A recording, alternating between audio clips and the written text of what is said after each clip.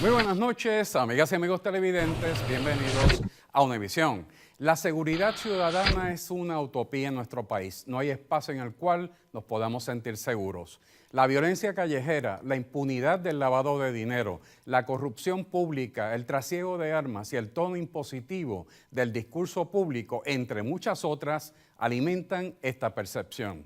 Necesitamos un nuevo tejido social para nuestro futuro y orientarlo hacia un camino que conduzca a nuestro desarrollo e integración social, deshecho por las desigualdades marcadas de principios de siglo. Esta es una agenda ineludible para moldear nuestra seguridad real. Esta noche compartiremos las propuestas de la Agenda Ciudadana sobre Seguridad con dos de sus principales promotores.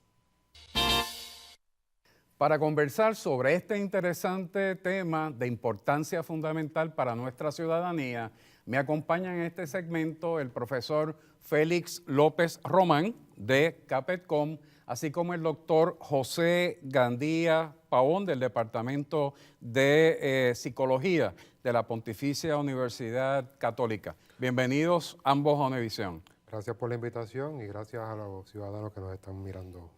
Gracias, Jaime. Es un verdadero placer tenerlos para compartir este tema de agenda ciudadana. Para poner un poco en contexto el tema de la seguridad, quisiera compartir con ustedes y con las amigas y amigos televidentes unas definiciones de la doctora Dora Nevares sobre las manifestaciones de la violencia y las divide en tres. En primer lugar, la violencia autoinfligida, donde ella incorpora el suicidio y las autolesiones, la violencia interpersonal, que puede ser familiar o doméstica, con extraños o puede ser en la calle, y finalmente la colectiva, que puede ser tanto social, política, como económica, y deja claramente establecido que cuando esa conducta se define como delito, pues ya estamos frente a un crimen. Así que el contexto que ella utiliza para definir violencia es el más amplio posible. Entre los participantes de Agenda Ciudadana, ¿cuáles fueron las principales causas que identificaron para explicar la inseguridad social que se está sintiendo al presente? Pues mira, en los participantes de Agenda Ciudadana, tanto en el 2008 como en el 2012, ha sido bien interesante. No han hablado específicamente de causas, sí de problemas de seguridad en Puerto Rico, y obviamente en los problemas se manifiestan un sinnúmero de causas que ellos van mencionando. Para nosotros fue bien interesante que el discurso normativo es que el problema de la seguridad tiene que ver o con valores o con problemas de individuos particulares, ¿verdad? Tenemos esta mirada de que la seguridad es una especie de Batman y Robin, donde hay unos buenos y unos malos, y ese es como que el discurso normativo. Entonces hay que encerrar a los malos para que le puedan dar el bienestar a los buenos.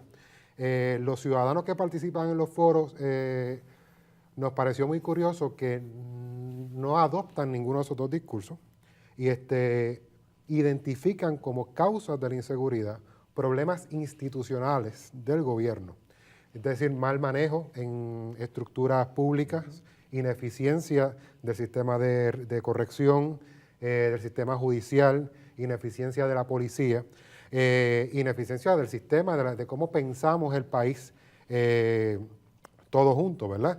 Así que nos parece un movimiento diferente al discurso normativo que va trabajando una acusación al individuo. Es que tú tienes que tener valores, tú tienes que protegerte, y los ciudadanos dicen, no, el problema es la estructura gubernamental que nos cobija ha fallado en crear las condiciones para vivir colectivamente. Esas definiciones que da la doctora Nevares, todas se pueden resumir en un sentimiento de amenaza con el otro. El otro me parece un ser humano que me amenaza. Hemos perdido un poco ese sentido de colectividad, donde yo reconozco que todos los que estamos aquí somos parte de un mismo colectivo, de un mismo país. Y para eso la estructura gubernamental tiene que crear las condiciones. Y yo creo que eso ha sido un poco lo que ha manifestado la ciudadanía en Agenda Ciudadana. Podríamos decir que se está quedando fuera del análisis el elemento económico y social De los ciudadanos. de los ciudadanos No, participantes. los ciudadanos también miran como problemas estructurales la desigualdad económica muy bien. como problema, un tema que ciertamente no Muy se bien. habla tampoco en el discurso normativo, que queremos esconder el problema de la desigualdad económica. Doctor.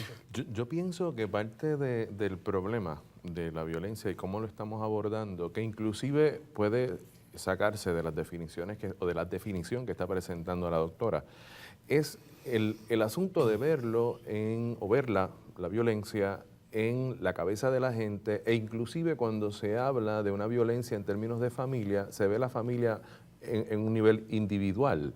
O sea, para hablar de violencia, yo creo que es importante que trabajemos las raíces históricas por un lado y por el otro lado el nivel de las estructuras sociales en donde se da la violencia, que es de lo que está hablando acá Félix, ¿no? En términos de cómo podemos ver el nivel estructural, que no está planteado directamente por la doctora, sino que ella lo está planteando en la interacción de la gente. Por otro lado, dentro del espacio de esa interacción, es importantísimo ver de qué se trata esta violencia, la forma, ¿no? En términos de cuál es la intención de la violencia. Porque bien sabemos, hay literatura que indica de tipos de violencia donde de lo que se trata es de lograr a partir de la violencia cambios positivos. Entonces, ustedes dirán, esto es paradójico, pero la primera violencia que por ejemplo, nosotros ejercemos es en el salón de clase. O sea, el educando estaría mucho mejor en su cama, durmiendo tranquilo, y de repente el levantarse a ir a estudiar es un acto de violencia. Pero esa violencia es positiva. Yo creo que es importante que asumamos en la discusión de la violencia desde la violencia que embrutece, la violencia que no brinda el espacio para la producción de un ser humano. Y por ahí Hay entonces, diversas formas Claro. de violencia. Me parece, leyendo los documentos de Agenda Ciudadana, empezando con el informe del 2008 y el del 2011, hay unos elementos que son recurrentes en la preocupación ciudadana. En el informe del 2008 se destacó la preocupación no solamente por la criminalidad, sino por la efectividad de la policía de Puerto Rico, y algo interesante también, una preocupación por la seguridad en el tránsito. Así que estos fueron tres de los elementos recurrentes que en el informe de 2011 vuelven a aparecer, pero obviamente con unos subrayados, ¿verdad? Porque en el caso de la criminalidad, pues las estadísticas con controles o sin controles sabemos que van en aumento.